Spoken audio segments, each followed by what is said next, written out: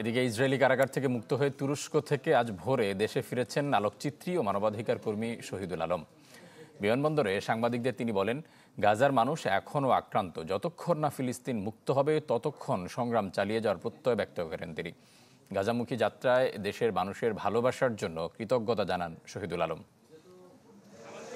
বাছাইকৃত কাঁচামাল ও স্বয়ংক্রিয় ইউরোপিয়ান মেশিনে তৈরি হয় all time honeycomb, all time healthy life. Israeli কারাগার থেকে প্রথমে তুরস্ক, সেখান থেকে দেশের মাটিতে যখন শহীদুল আলম পৌঁছান তখন শনিবার।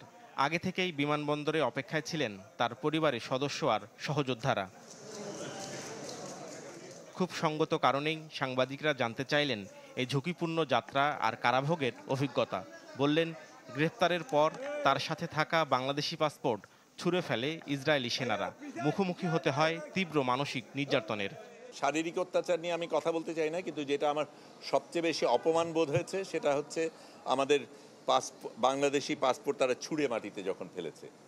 এইটা আমাকে ভীষণভাবে আক্রান্ত করেছে এবং এই অপমান বোধের এটার জন্য আমাদের বিচার আদায় করে নিতে হবে এবং কোনো দেশ আমাদের সাথে এইভাবে আচরণ করে পার পেয়ে যাবে সেটা যাতে না হয় আমাদের দেখতে হবে।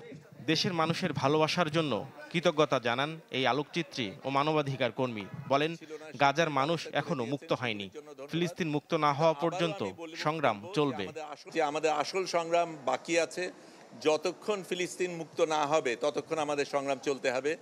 আমি যেতে পেরেছি, অনেকে যেতে পারিনি, অনেকে আমার সাথে যোগাযোগ করেছিল, তারা যেতে চেয়েছে।